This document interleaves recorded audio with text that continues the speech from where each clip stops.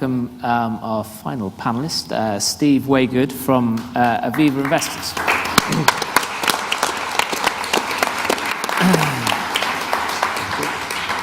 So Steve, you bring more the investment angle on this. You've written very eloquently about why we're entering a brave new world of transparency. You talk about a massive market failure, so that welcome, and you have a slide which we arranged earlier for you. How are these two worlds of massive market failure and transparency connected? Thank you, Jim, and thanks very much for the invitation to be here. It's a privilege to be sharing some of these thoughts with the audience here, with the crowd. This slide is usually a build. So I can imagine how, if you're looking at this, it's not really enhancing anyone's understanding. And transparency for me is crucially about end decision-making that's informed. So you get demand for more sustainable products, whatever they are, that's more informed.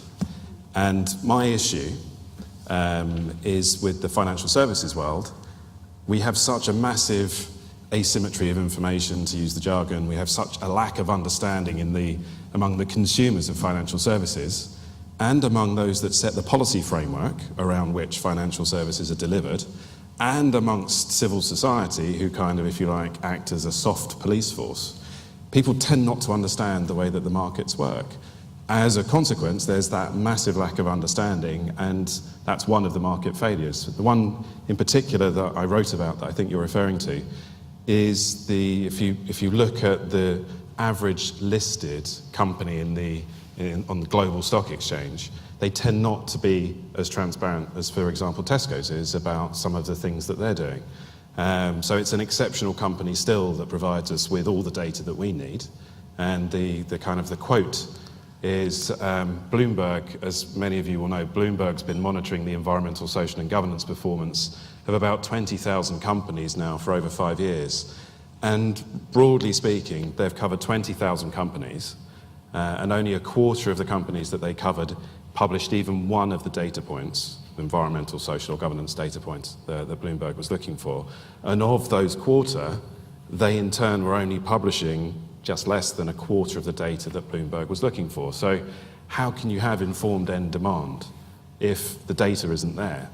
Now, of course, there are huge exceptions to that, and most of the big brand listed companies in the UK are publishing decent corporate responsibility information.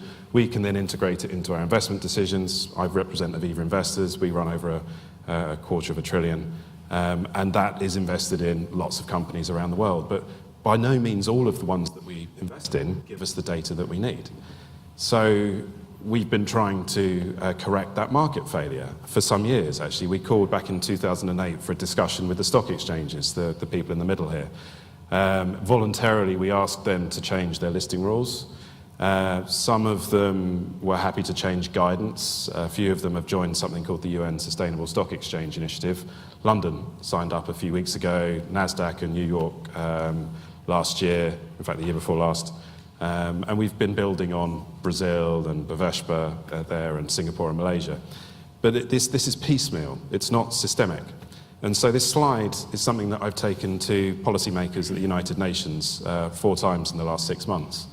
And there's, many of you will be aware about, thank you, the post-2015 discussions, which are the discussions within the UN about what replaces the Millennium Development Goals. They're going to call them probably Sustainable Development Goals. Now, I think this is a huge opportunity to reform markets, to make sure that the policymakers understand how markets work and provide the individual on the right who pumps money into the system, which then companies use, with the information they need. So at the UN, we've been suggesting dozens of different interventions within the capital markets. One of them is requiring listed companies to publish integrated reports. Another is to require the brokers, the stock exchanges, the fund managers, the investment consultants, the asset owners to do the same thing. After all, why should the discussion just be about companies? We need transparency of the whole capital market supply chain, the money that goes into Tesco's that they then use to finance their supply chain. So there's lots of interventions, but what do you want to What would you like me to go into more detail about? Well, I guess the thing I'm wondering is I'm hearing you say that you're definitely in an enlightened element of the investment community, but I think for a lot of people in this room, investors are a big part of the problem. That they're not actually in their role within the system is very inactive from the point of view of sustainability. In fact, we did a survey asking which actors are most failing within the system. We had politicians, businesses, and various different groups, and investors came out second top after government. So I think for many people in the room, investors are a big part of the problem. But what you're saying is if you had more information, and I appreciate asking you to speak on behalf of the whole industry is very unfair, but I'm going to do it anyway. I mean, I imagine quite a lot of people in here would be skeptical that if you were provided with all the information you just asked for, that you would actually make different decisions. And we could actually take a show of hands. Who thinks that investors, if they were given perfect information, would substantially change their decisions? Okay, not many, Steve. Well, hang on, they're still going up. Okay, sorry, there was one more at the back. I mean, reply. So think about the different decisions that we make. One is about how we allocate capital. Where do we buy? Where do we hold? Where do we sell? Now, these sustainability issues need to matter to company cash flows way more than they do at the moment. Yeah. Now, that's a whole set of market failures. You need more fiscal measures, you need more standards, you need a whole load of other things to happen too. So for it to matter to company cash flows, we need the government to correct at scale the level of market failures that we've got. Now, we can still embed these issues into our valuation of, for example, Tesco's, and we do. Now, whether the rest of the market would depend significantly on the demand of the end individual.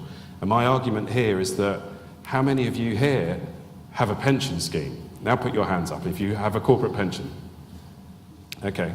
Now, how many of keep them up, please. Now, how many of you know where the pension is invested? Which companies? Put your hands down if you don't. Now, put your hands down if you also don't know how that scheme voted in relation to the companies that you have invested in. Okay, so that's the problem. People, even those that care, people who get sustainability, who have money invested in the system, are not demanding that the system delivers for them their sustainability concerns. When you do, it will matter to the people who provide their products, it will matter to our cash flows, it will matter to our license to operate, and we need to empower the people who've got the capital to ask informed decisions so they understand the system and that they pump the capital in the right direction in terms of the buy, sell and hold decision, as well as use your vote at the AGMs. It's your money. You should know how your money has been used at the AGM. Have you voted in favour of the report and accounts, directors' pay, the audit? Did you raise sustainability issues? Did you check your fund manager was doing that? You can now ask those questions. Now, our informed community needs to be demanding more of the financial services industry, but they need to understand it first. Even the policymakers, most of the government people that I talk to, even people in biz don't get this. They don't understand how money flows from the individual through it to then be used by companies who then provide a return on their investment back. We need to revolutionise that level of understanding and financial literacy.